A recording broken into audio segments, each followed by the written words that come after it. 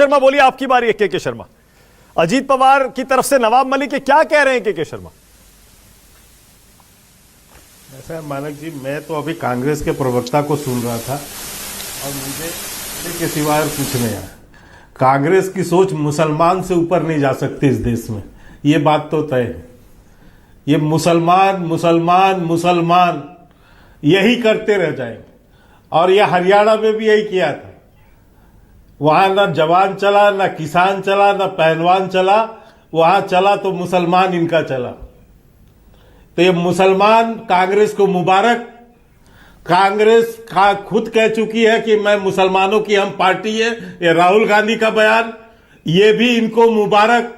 और हिंदुओं को गाली देना ये इनकी डीएनए में बसा हुआ है, इसलिए वो भी मुसलमान, उनको मुबारक। पैसे से बम धमाका। मेरा थोड़ा इको हो रहा है, ठीक है। अभय जी आप कुछ अभय जी, वन बाय वन आप एक सुन लीजिए।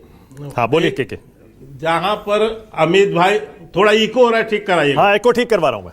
जहां पर अमित भाई के घर में बैठक हो रही थी, अभय दुबे या तो झाड़ू लगा रहे होंगे वहां पे, या कोई गिलास का पानी पिला रहे होंगे। प्रधानमंत्री और चंद्रबाबू नायडू सुन लीजिए भैया, एक पे सुन ले भैया, झाड़ू लगाने का काम मिला था क्या वहां पे?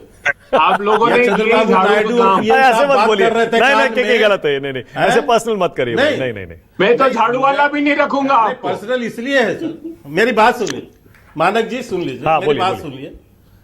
ये माननीय प्रधानमंत्री और चंद्रबाबू जी के बीच में क्या बात हुई या नहीं हुई, इतने बड़े चैनल में बैठ के एक कांग्रेस का प्रवक्ता झूठ बोले तो मैं उसे क्या बोलूं कि वहां पर झाड़ू लगा रहा था कि पोछा लगा रहा था? उन्होंने स्टेटमेंट दिया 4% पोछा लगा रहा था क्या वहां पे मुस्लिमों को?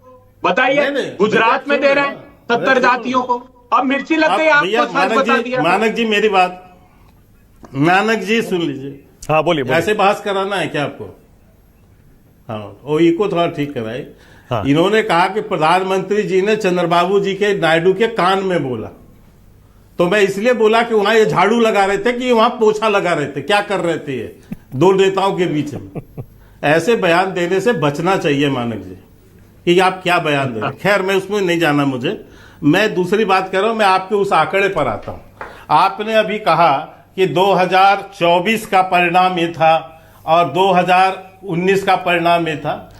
पहले तो ये थोड़ा सा कर लीजिए क्लियर कि आप लोकसभा से विधानसभा के चुनाव को मिलाते हैं क्या? यदि मिलाते हैं तो मैं उस हिसाब से बात बताता हूं आंकड़े, और यदि विधानसभा तो विधानसभा मिलाते हैं तो वैसे आंकड़े बताता हूं। आपकी दर्शकों को क्लियर हो जाएगा कि महाराष्ट्र की स्थिति क्या है। महाराष्ट्र क्या में आंकड़ा बहुत सीधा है।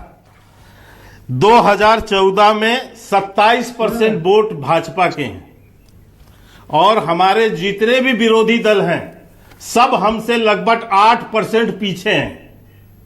अब आ जाइए 2019 में 27% वोट भारतीय जनता पार्टी अकेले का है। अब आ जाइए 2024 लोकसभा की बता रहा हूं, 26% वोट ये भारतीय जनता पार्टी के अकेले का है।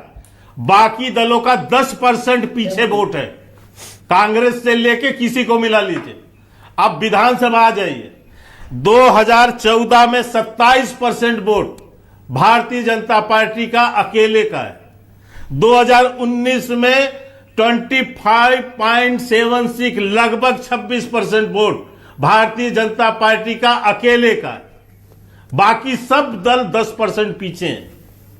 तो इनको पहले सोचना चाहिए कि महाराष्ट्र के अंदर में भारतीय जनता पार्टी का वोट हमेशा से इंटैक्ट रहा है, चाहे शिवसेना हमारे साथ रही या न रही।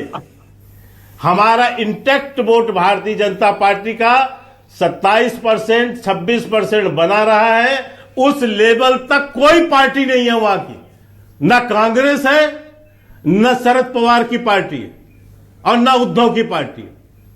तो इसलिए मैं आपको, जो भी विश्लेषक यहां बैठे हैं, मैं उनको इतना निवेदन कर दूं कि थोड़ा एनालिसिस के साथ यदि करेंगे तो अच्छा है। फोरकास्ट न करें हरियाणा की तरफ बैठ के, हरियाणा की तरफ बैठ के माहौल और परसेप्शन न बनाएं और बाद में कहना पड़े कि रेसिडेंस एडिटरों से पूछा था, उन्होंने बताया। कि साहब वो तो कांग्रेस जीत रही थी और बाद में बताया कि ऐसा हो गया। तो मेरा निवेदन इतना है, थोड़ा इसके साथ यदि बात करेंगे तथ्यों और तर्कों के साथ में तो शायद अच्छा हो।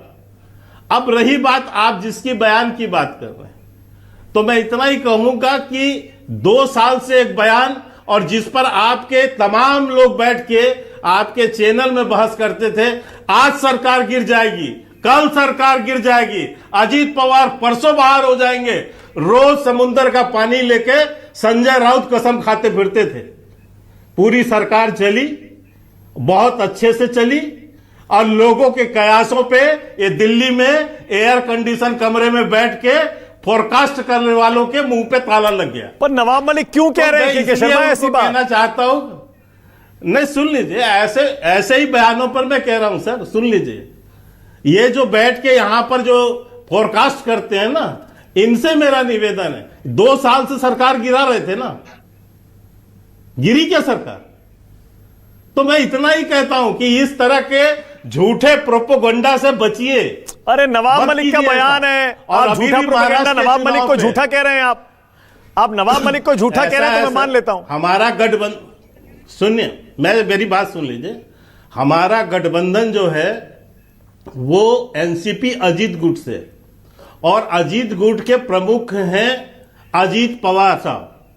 अजीत पवार साहब के बयान जो होते हैं उस बयान को हम मानते हैं। और दूसरी बात, गठबंधन के सारे चीजें उनके साथ तय होती हैं और बकायदा तीनों लोगों ने, मैं कहूंगा, बैठ के एक साथ सबने नेतृत्व की बात को भी माना है, चुनाव में साथ जाने की भी बात माना है और कोई किसी की बाल नहीं नोच रहा था।